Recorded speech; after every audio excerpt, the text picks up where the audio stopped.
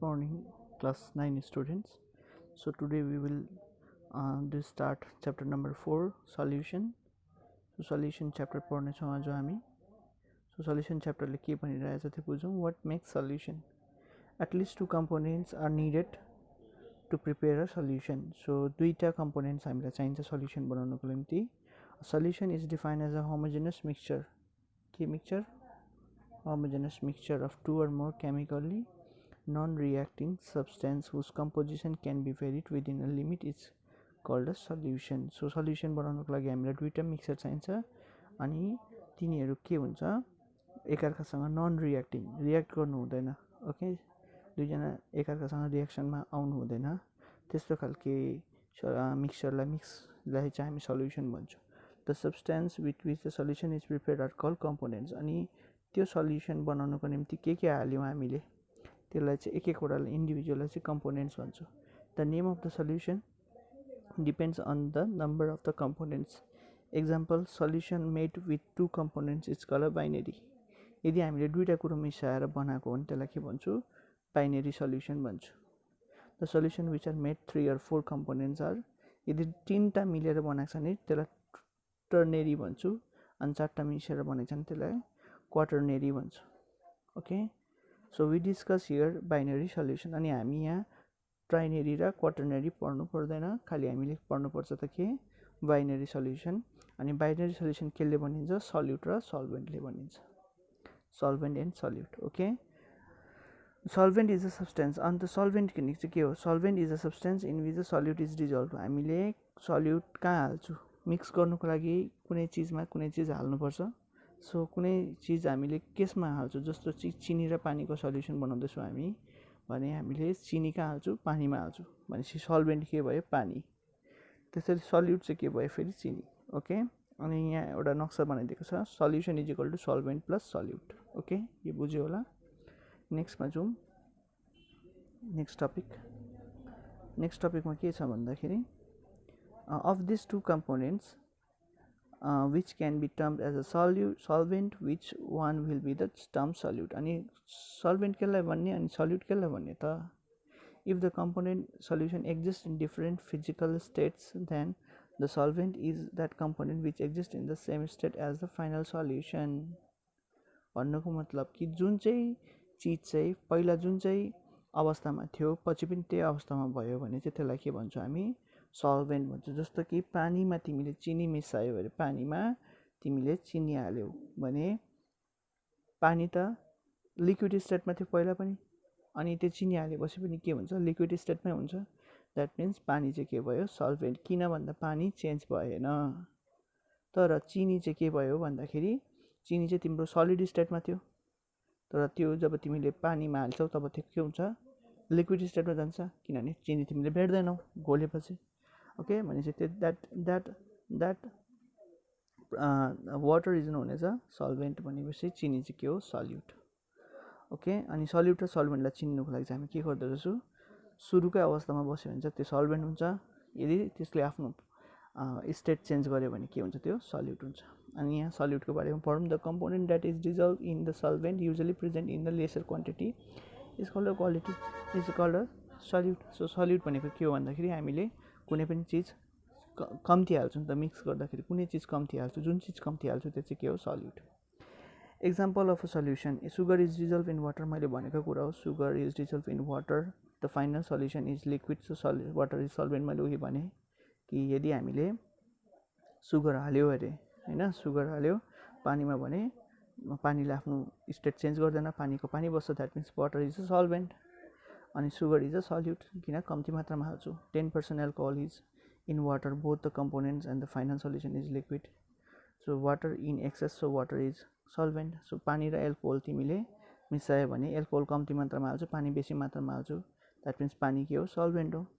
Aerated drink like soda water called here CO2 solute dissolve in the water, so the water is solvent. So तिमीहरूले खाने जति पनि ड्रिङ्क्सहरू छ Coca कोलातिर CO2 हालेको हुन्छ होइन, त्यसलाई कार्बोनेटेड ड्रिङ्क्स भन्छ होइन.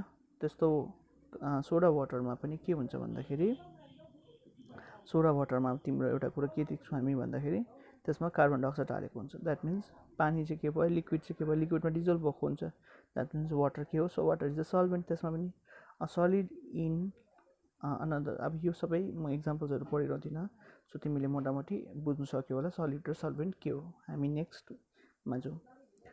नेक्स्ट टपिकले के भन्दछ, okay, so properties of a solution, it is a homogeneous mixture. So अब यो चाहिँ हामीले के पढ्दैछौँ अहिले, नेक्स्टमा हामीले पढ्दै गरेको टपिक चाहिँ के हो, सल्युसनको प्रपर्टिज। प्रपर्टिज मतलब गुण कस्तो हुन्छ त भन्दाखेरि it is a homogeneous mixture. Okay, हामीले सुरुमै पढिहाल्यो सल्युसन भनेको एउटा होमोजेनस मिक्सचर हो, दुईवटा होमोजेनस चिजलाई मिक्स गरेको त हो। Solid particles are small, solid पार्टिकलहरू कस्तो हुन्छ, सानो साइजको हुन्छ। यिनीहरूको साइज दिएको हुन्छ 10⁻⁸ centimetre. Okay, so due to the small size of solid particle, they do not scatter a beam of light passing through the solution. So यिनीहरू एकदम सानो भएकोले गर्दाखेरि जब तिम्रो जस्तो कि चिनी पानी घोलेकोमा तिमीले टर्च लाइट बाल्यो भने त्यो टर्चको लाइट उतापट्टि पार हुन्छ नि होइन। तिमीले एउटा टर्च लाइट बालेको छौ अरे होइन, यहाँ चिनीको पानी राखेको छ भने यसको किरणहरू पार हुन्छ। ओके, त्यो चिनीभित्र पानीभित्र चिनी भएर पनि केही असर पर्दैन, त्यही भन्नु खोजेको नि। किन भन्दाखेरि त्यो चिनी चाहिँ एकदमै के हुन्छ, सानो सानो एकदमै स्मल पार्टिकल्समा चेन्ज भइसकेको हुन्छ। ओके, त्यहाँबाट the solution is clear transparent, मैले अघि भनिहालेँ सल्युसन क्लियर हुन्छ, एकदम सफा हुन्छ, ट्रान्सपरेन्ट हुन्छ। Components can not be separated, can not be separated by filtration, filtration गरेर सेपरेट हुँदैन।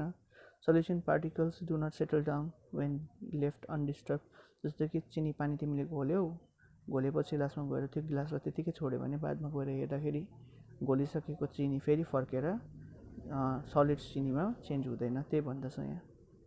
ओके, नेक्स्ट टपिकमा जाउँ। कोर्स सस्पेन्सन के रहेछ त, a coarse suspension is a heterogeneous mixture in which solid particle do not dissolve but remain suspended throughout the medium. So coarse suspension भनेको चाहिँ के रहेछ भन्दाखेरि जब कि के भन्नु भन्दाखेरि दुईवटा हेटेरोजेनस भनेको मिक्स नहुने खालको चिज चाहिँ मिक्स आयो, तर उनीहरू चाहिँ के हुँदैन, डिजल्भ पनि हुँदैन। द्याट मिन्स हामीले एउटा इक्जाम्पल लिउँ, पानीमा के हालेको, बलुवा हालेको, पानी छ पानीमा बलुवा हाल्यो भने डिजल्भ हुँदैन, त्यो के हो, कोर्स सस्पेन्सन भन्दो रहेछ त्यस्तोलाई। ओके, अनि कोर्स सस्पेन्सन भइहाल्यो।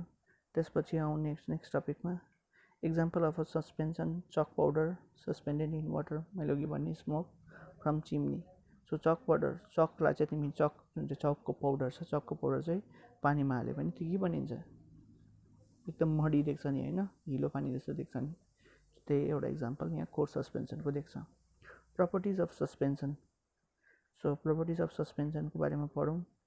नेचर, हेटेरोजेनस इन नेचर, सस्पेन्सनको हामीले पढ्दैछौँ, कोर्स सस्पेन्सनको हामीले प्रपर्टिज पढ्दैछ। हेटेरोजेनस भनेको बुझ्यो होला, मिक्स नहुने। Visibility can be seen through naked eyes, हामीले पानीमा चक हाल्यो भने त्यो चकको धुलोहरू हामीले आँखाले देख्न सक्छौँ। Size of particle, size of suspended particle is nearly 10⁻⁻⁴ centimetre, 10⁻⁻⁴ centimetre, अघिको भन्दा ठुलो हो यो, बुझेको बुझेन, यो ठुलो हो, यो चाहिँ सानो हो, यो ठुलो हो। ओके, किन भन्दाखेरि यसको पार्टिकलहरू ठुलो भएकोले गर्दाखेरि हाम्रो आँखाले देख्न सक्छौँ। Sedimentation, particle of suspension have tendency to settle down when left undisturb, जस्तो कि मैले अघि भनेको जस्तै बलुवा र पानी तिमीले हाल्यो, एउटा गिलासमा पानीमा बलुवा हाल्यो भने त्यो बलुवालाई तिमीले जति नै घोला लासमा गएर तिमीले त्यो गिलासलाई त्यतिकै छोड्यो भने फेरि तिम्रो के हुन्छ, बलुवा जति सबै के हुन्छ, फेरि गिलासको मुनिपट्टि आएर बस्छ, त्यही भन्नु खोजेको। सेटल डाउन मतलब फेरि फर्केर तिमीले त्यतिकै छोडिरह्यो भने के हुन्छ, त्यो जस्तो छ त्यस्तै बनिन्छ। अनि separation, particles can be separated through filtration, filter गऱ्यो भने के हुन्छ, हाम्रो बलुवा अलग्गै छुट्टिन्छ, पानी अलग्गै छुट्टिन्छ। नेक्स्ट टपिक आउँ, कोलोइड। नेक्स्ट टपिक के भन्दछ, colloid. Colloids, what is colloid पढौँ। colloid, in colloid the size of the solid 10 to the power minus 7 to 10 to the power minus 5 centimeter, and the solid neither settle down nor form homogeneous, मतलब कि यस्तो खालके mixture हुन्छ कि यो completely dissolve पनि हुँदैन अनि यिनीहरू मुनिपट्टि फेरि जम्मा पनि हुँदैन। This is called colloid. त्यस्तो खालको सब्सटेन्स जो चाहिँ फेरि त्यो बलुवा पानी र चिनी पानी भन्दाखेरि भिन्नै हुन्छ। बलुवा पानी त्यस्तो मुनिपट्टि बलुवा जम्मा भएको जस्तै जम्मा पनि हुँदैन, त्यो चिनी पानी जस्तो कम्प्लिटली डिजल्भ पनि हुँदैन। Colloid is a heterogeneous mixture. It has two, यसको हेटेरोजेनस मिक्सचर के हो भन्दाखेरि जुन चाहिँ त्यो जेमा तिमी त्यो सल्युट डिजल्भ गर्छौ त्यो चाहिँ के हुन्छ, कम्प्लिटली डिजल्भ हुँदैन भन्ने कुरा गरेको। ओके, अनि त्यहाँबाट नेक्स्टमा आउँ। त्यहाँबाट colloid it has two phases. यसको कोलोइडको दुईवटा फेज हुन्छ, याद गरिराख्नु। Colloid has two phases. The substance which remain in colloided particle is size disperse phase and the medium in which the particle remain suspended is called dispersion. So दुईवटा phase हुन्छ। एउटा चाहिँ के भन्दाखेरि जब चाहिँ सब्सटेन्स चाहिँ कोलोइडेड पार्टिकलको साइजमा बसेको हुन्छ त्यसलाई डिस्पर्स फेज भन्छ। The medium in which this particle remain suspended, अनि त्यो जुन चाहिँ डिस्पर्स फेज चाहिँ कुन चाहिँ मिडियममा हाल्छौँ हामीले, कुन चाहिँ चिजमा हाल्छौँ त्यसलाई चाहिँ के भन्छु, यसलाई चाहिँ के भन्छु, जुन चाहिँ चिजमा हाल्छौँ त्यसलाई चाहिँ डिस्पर्सन मिडियम भन्छ। डिस्पर्सन मिडियम र डिस्पर्स फेज। जस्तो कि यहाँ कोलोइडको तिमीलाई कल्पना आएन दिमागमा चिज बनिएन भने तिमीले यहाँ एउटा इक्जाम्पल छ। Example of a colloid milk भयो, जस्तो दुधमा पानी हुन्छ, थाहा छ किन तिमीहरूलाई। सो स्टार्च सल्युसन भयो, मिल्क अफ म्याग्नेसिया, जेलीमा पनि पानी हुन्छ एक प्रकारको, मिस्ट। ओके, यो भयो कोलोइडको इक्जाम्पल्सहरू। नेक्स्ट टपिकमा आउँ। सो अहिले हामीले जे गर्यो त्यसबाट तिमीले यसको क्वेसन एन्सर्सहरू गरेर मलाई देखाउनु पर्ने हुन्छ। So you these are the homework for today. आजको लागि मैले जुन चाहिँ पार्ट पढाएँ त्यो पार्ट तिमीहरूले बुझेर आफ्नो किताबबाट होमवर्क गर्नु। अनि होमवर्क कुन हो म यहाँ दाग लगाइदिँदैछु। यो वाट डिफाइन सल्युसन तिमीले किताबमै भेट्छौ। How many components are needed to make a solution, कति प्रकारको। अनि यो 50 gram of common salt is dissolving 100 ml of which one is solute, कुन चाहिँ सल्युट हो, कुन चाहिँ सल्युट हो, कुन चाहिँ सल्युट हो, कुन चाहिँ सल्भेन्ट हो त्यो बताउनु। इजी छ, म बताउँदिनँ पनि तिमीहरूलाई। 11 ml of ethyl alcohol and 9 ml of water are mix to prepare a solution which component solvent, कुन चाहिँ सल्भेन्ट हो त्यो भन्नु पऱ्यो। In soda water which is solute, which is the solute. Soda वाटरमा तिमीले पानी सल्युट हो कि सोडा सल्युट हो। So milky chalk powder suspension is left undisturb, what will happen. So तिमीले मिल्की चक पाउडर मतलब कि पानीमा चकको पाउडर, चकको धुलो हालेको भने तिमीले त्यतिकै छोडिदियो अरे, त्यसलाई हालेर घोलेर तिमी त्यतिकै छोड्यो भने वाट विल ह्यापन, के हुन्छ त्यो किताबमै तिमीले पाउँछौ। तिमीले सबैको एन्सर गर्नुपर्छ। What is the disperse phase and disperse medium of the starch solution. So starch सल्युसनमा डिस्पर्स फेज कुन चाहिँ हुन्छ अनि डिस्पर्स सल्युसन कुन चाहिँ हुन्छ, यो दुइटै गरेर यो 1 2 3 4 5 6 7 गरेर तिमीहरूले मलाई सबमिट गर्नुपर्ने हुन्छ। र आजलाई यति नै। अनि यसको कन्टिन्यू क्लासमा भोलि पनि भिडियो हाल्नेछौँ। अनि तिमीहरूले यो गरेर मलाई आज नै तिमीले पठाउनु पर्ने हुन्छ। अनि मैले डल्लै च्याप्टर किन नगराएको एकैतालमा भन्दा भिडियो लेन्थी हुन्छ अनि तिमीलाई हेरिरहनु पनि अपलोड गर्नु पनि मलाई अप्ठ्यारो होस्, मतलब कि धेरै ठुलो साइज भएकोले गर्दा अपलोड पनि हुनु गाह्रो पर्छ। सो त्यही कारणले गर्दा आजलाई तिमीले यति नै बुझेर यसको होमवर्कहरू तिमीले मलाई भोलि सबमिट गर्छौ भन्ने, आज बेलुकै सबमिट गर्छौ भन्ने म आशा गर्छु। Thank you. Stay home, stay safe, stay healthy.